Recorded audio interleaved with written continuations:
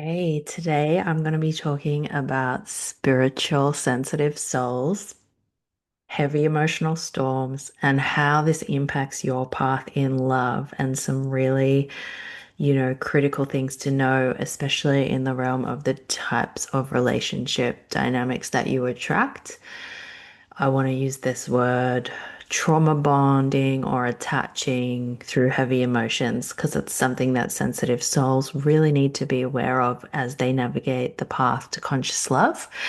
And I want you to feel really empowered and really conscious and aware of what's going on. So, we're going to talk a little bit about understanding who you are as a soul, you know, and your soul's mission, especially if you find yourself here, it is likely that your soul's mission, a big part of it, is about walking the path of awakening and ascension through divine love and relationships and inner union.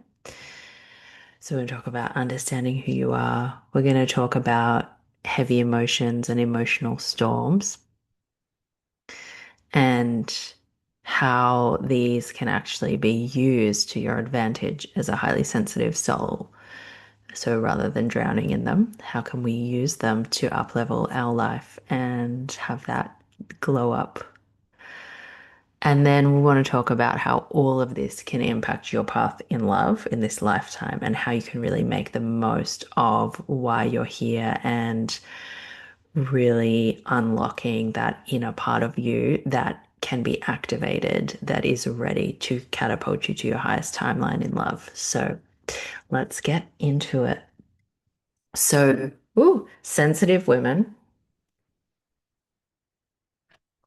understanding firstly that you are an empath or a highly sensitive soul, and that this is a treasure, this is a gift, this is something that your soul chose and designed, and something actually that the earth called you here.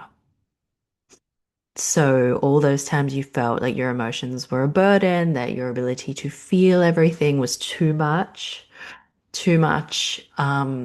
Just really want you to reframe who you are at a soul level. And the fact that you're here is a miracle. It is something that the earth needs. And, not everybody has the ability to feel, sense, and perceive everything in the visceral way that you can. So the first up is to recognize how unique you are and how gifted you are. And that your part of your gift is to feel emotions deeply. That's part of your soul's gift to this world. And you have a soul mission associated with divine conscious love. And so the ability to feel into relationship dynamics, to feel into what's going on in your inner world, when the empath is not aware of who they are at a soul level, it's really overwhelming and you feel like you're being bombarded with things. You don't know what's yours, you don't know what's others, and it can be really tempting to hide yourself away from all of it. I know that feeling all too well. Your softness and your gentleness and your femininity, it's part of your feminine gift as well. If you're a beautiful starseed soul from Venus or some of these real places where unconditional love is the way that the universe is set up, you were called here to bring and anchor that into this dimension, into this place. And it feels really heavy here sometimes. It feels really overwhelming for you. Being in a physical body where you can feel everything is, and feel it to such depth, and realize that not everybody is feeling it to the depth and the sensitivity that you have. And this isn't something for you to be ashamed of. This is something for you to really love about yourself, honor about yourself, and make sure that you're choosing to be around people who honor this part of you, who see this part of you. Now, that's not always going to be possible. And it is true that we do have soul contracts and soul lessons with other souls who are less sensitive. And that is part of the contrast that you're able to see yourself through the mirror of the difference between you and another. So every person that you come into contact with is giving you a gift, a learning, a mirror, something for you to extract.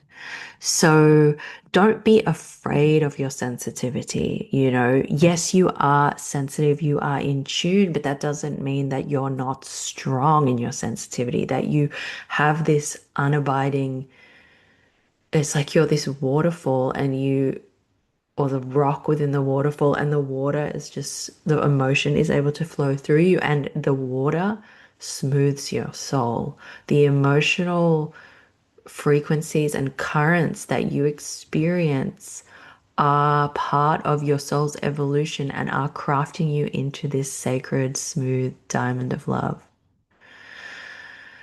So just like imagine yourself in a waterfall. It's beautiful. The emotions are flowing and it's cleansing, for your soul to be in the waters of deep emotion. When you stop resisting it and you start embracing it for the magic that it holds and how it is so connected to your soul mission. Because if you didn't have the ability to come in and feel and sense and perceive things with through this lens of emotion, you wouldn't be able to see the next bit we're going to talk about, which is the emotional storms and the cleanup crew that you're volunteered to be on. So it's like allowing yourself to be as you are. Perhaps you were told you were too much, too emotional, too needy, too sensitive, for the corporate world, for your family unit, for life. But life called you here in this way.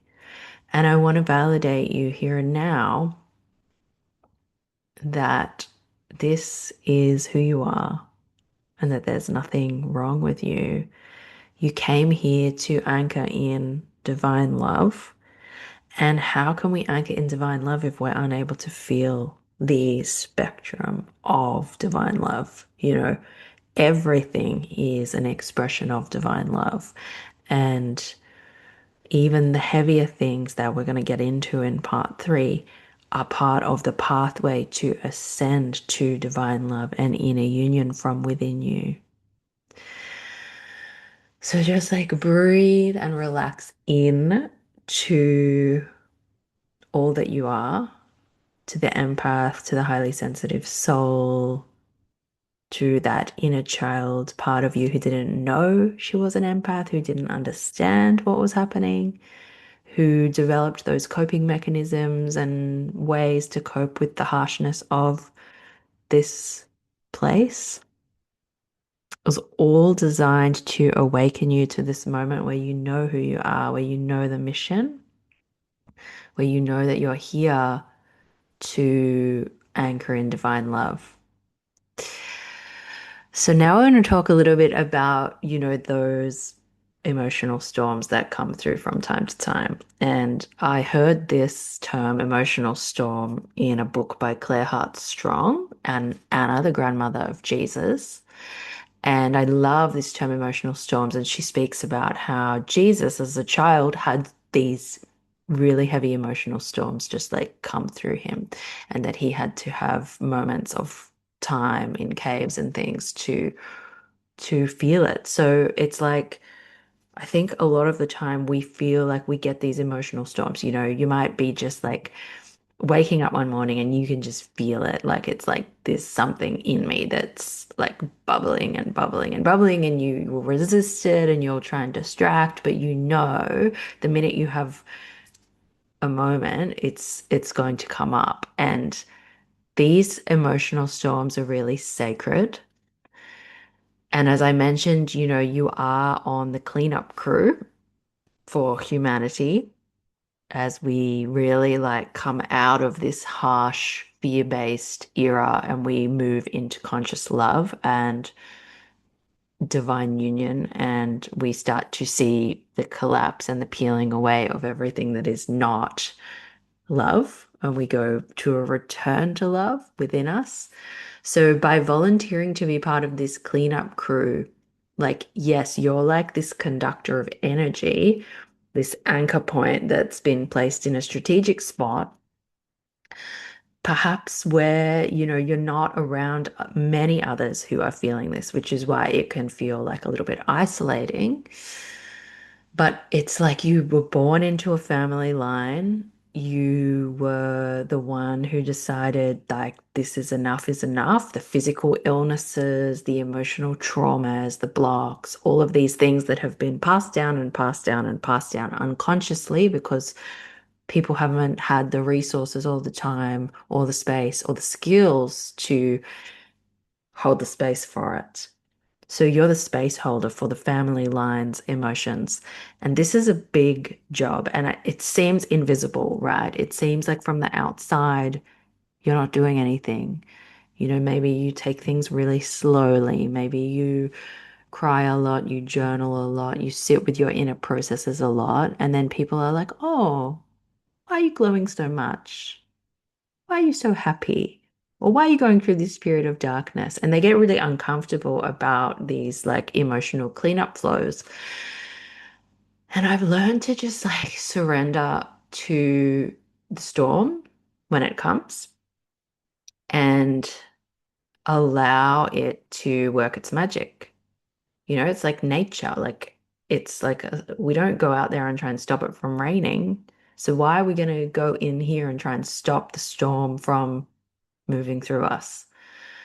Like, yes, we can sit ourselves in a safe, comfortable place, make ourselves nice and cozy, and we can consciously move through the storm. I think that's where the true power is consciously allowing the storm to pass through you instead of resisting it and running. And it's like, we need to realize that these heavy emotions and these storms are part of the treasure map back home to love.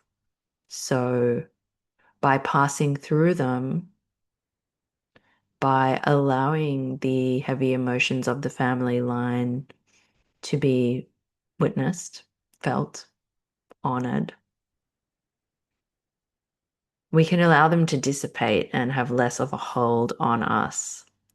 And the amazing thing about you becoming conscious and doing this work is that when you do this work consciously, it's so much deeper and more profound and rewarding because you start to see how everything in your life is linking to certain emotional themes or patterns, manifesting in certain ways in yourself, your life, and your family line, your lineage.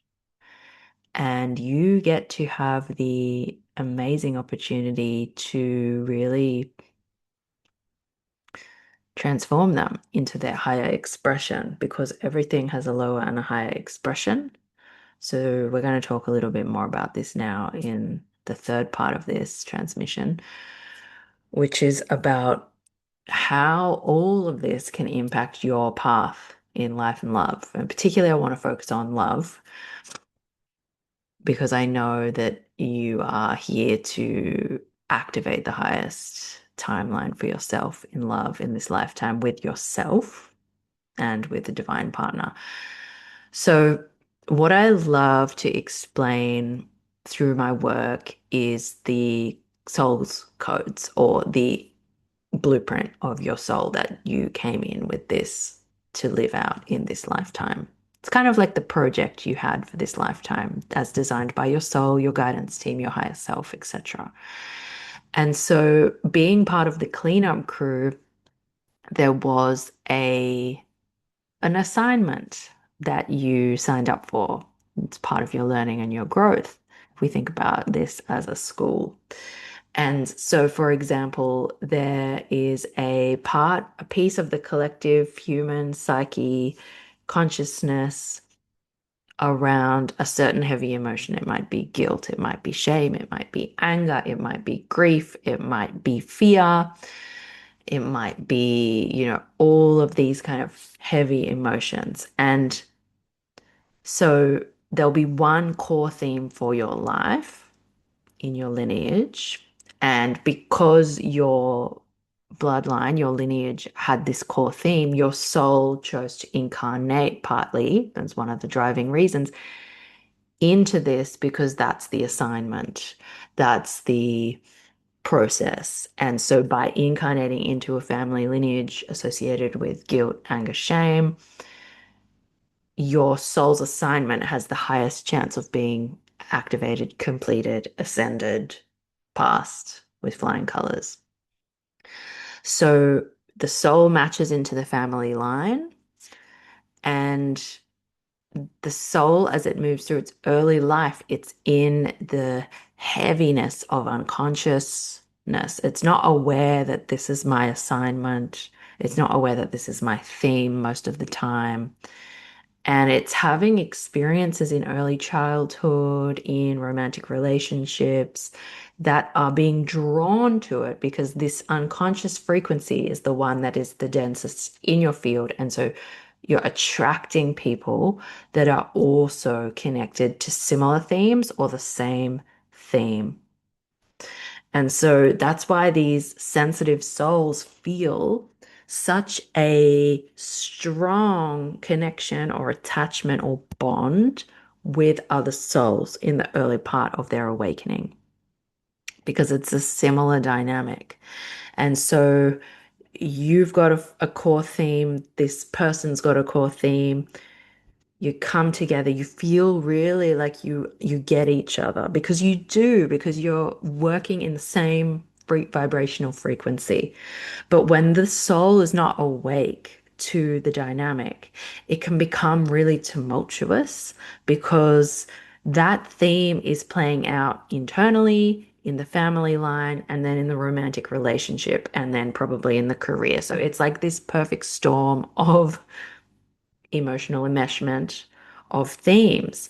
And when you're down in the fog, like you can't see it, like you might think back to some of your early relationships and look back and go, oh, there was the theme of abandonment, there was the theme of betrayal, there was the energy underlying that of guilt or anger or shame or sadness or whatever it was.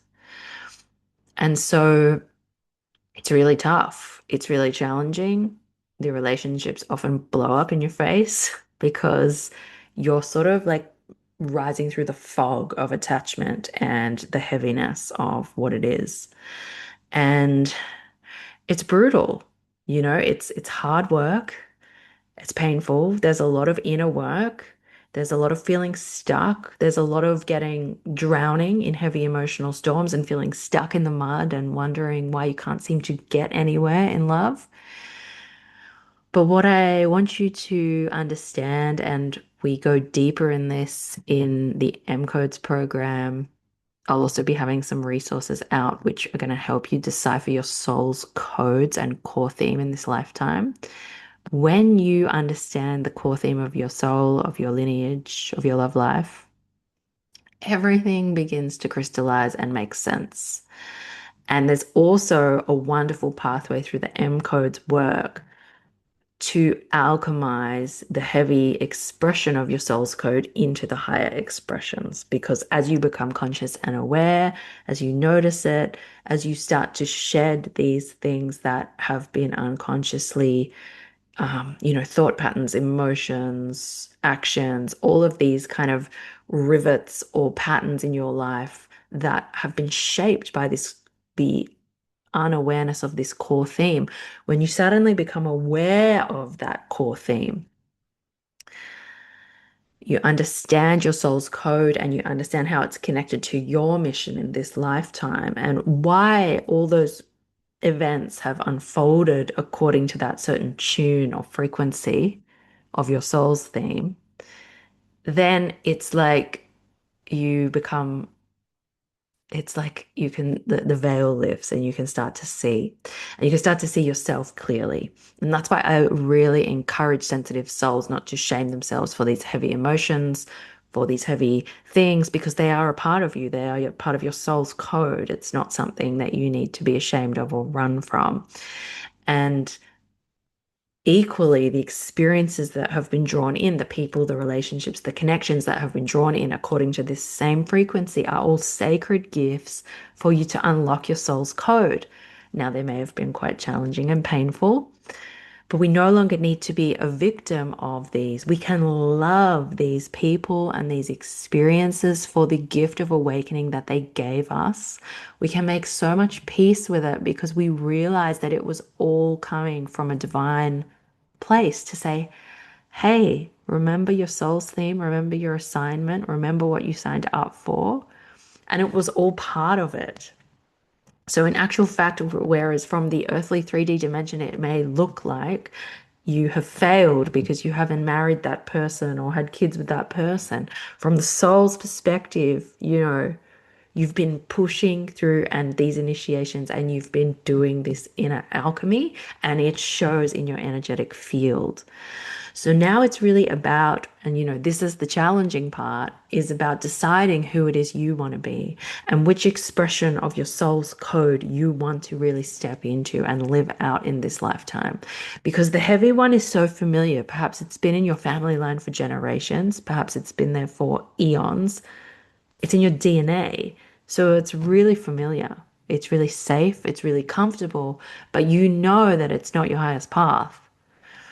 So it's about really focusing going forward with this new awareness, because just because you have the awareness of it doesn't mean that you're going to have that muscle to move out of the familiar.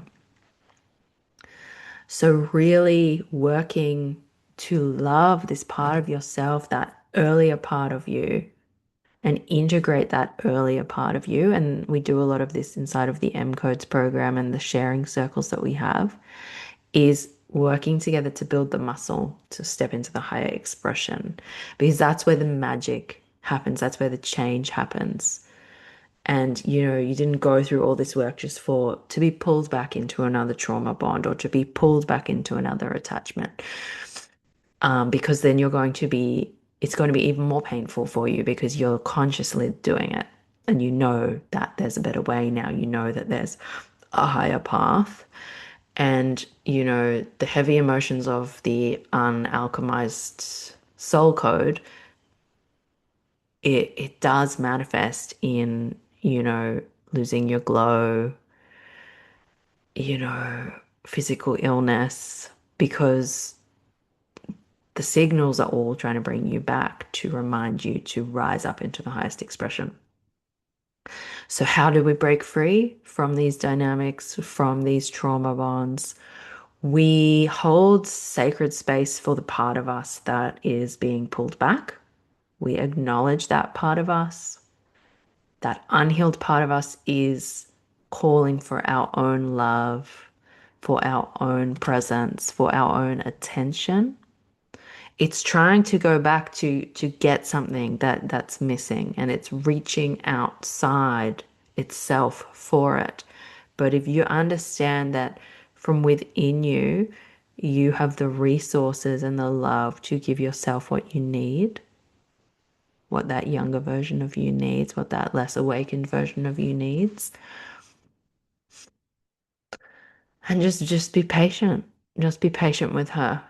She might stumble a couple of times, and that's okay. Because each time you go back, each time you stumble, you uncover a deeper layer of healing and awareness that gives you the strength to keep rising.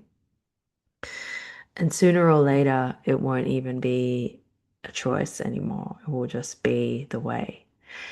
And so, as I bring this transmission to a close, thank you for being here. Thank you for receiving the words and the love. And I hope you can remember who you are, this sacred, sensitive, spiritual soul who's here to anchor in divine love by shedding and transforming inner heaviness, emotional storms, blocks from the ancestral line into their higher expression, so that you can be more of a force and a conductor for divine love here in this dimension. And that divine love can keep flowing through you and then in union with your soul and then with your soul mate, soul community.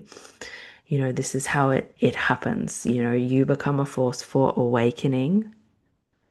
You hold that frequency of divine love because you've done that work by not avoiding the things that were blocking you from divine love.